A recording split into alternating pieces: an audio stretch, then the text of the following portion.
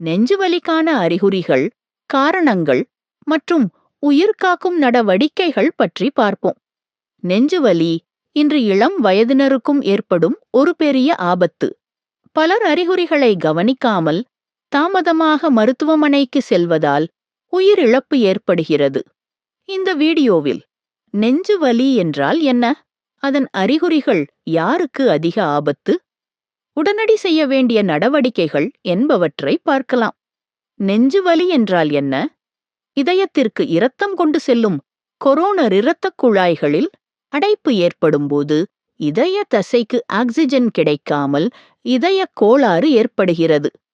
இந்த அடைப்பு பொதுவாக கொழுப்பு, கொலஸ்டரால், இரத்தக்கட்டி, பிளட் கிளாட் ஆகியவற்றால் உருவாகிறது. சரியான நேரத்தில் சிகிச்சை கிடைக்காவிட்டால் இதயம் பாதிக்கப்படும். இதய கோளாறின் முக்கிய அறிகுறிகள் பற்றி பார்ப்போம். பொதுவான அறிகுறிகள்: மார்பில் அழுத்தம், இறுக்கம், எரிச்சல் அல்லது வலி. அந்த வலி இடது கை, தோள், கழுத்து, தாடை அல்லது முதுகு வரை பரவுதல். மூச்சு திணறல், அதிக வியர்வை, மயக்கம் அல்லது வாந்தி உணர்வு ஏற்படலாம். சர்க்கரை நோயாளிகள் போன்றவர்களுக்கு மார்பு வலி இல்லாமலும் அதிக சோர்வு, மூச்சு திணறல், வாந்தி போன்ற அறிகுறிகள் இருக்கலாம். எந்த அறிகுறியையும் லேசாக எடுத்துக்கொள்ளக்கூடாது.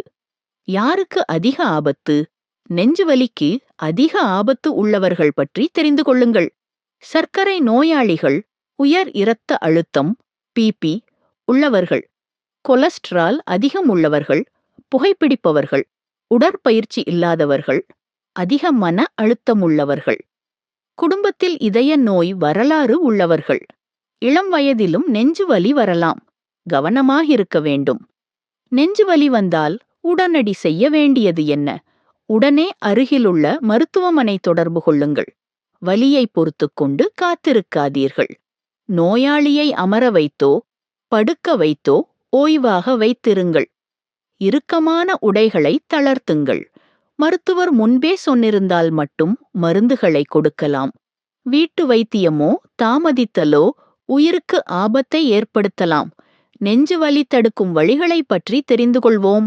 இதய நலத்திற்கான பழக்கங்கள்: தினமும் குறைந்தது 30 நிமிடம் நடைப்பயிற்சி, எண்ணெய், உப்பு, சர்க்கரை குறைந்த உணவு, காய்கறி, பழங்கள் அதிகம், புகை மற்றும் மது தவிர்க்கவும்.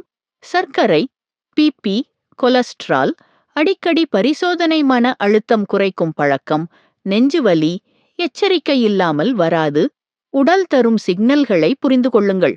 சரியான நேரத்தில் சிகிச்சை சமம் உயிர் பாதுகாப்பு. இந்த தகவலை மற்றவர்களுக்கும் பகிருங்கள். இன்று ஒரு உயிரை காப்பாற்றலாம். இதயத்தை காப்பாற்றுங்கள். டாஷ் வாழ்க்கையை காப்பாற்றுங்கள்.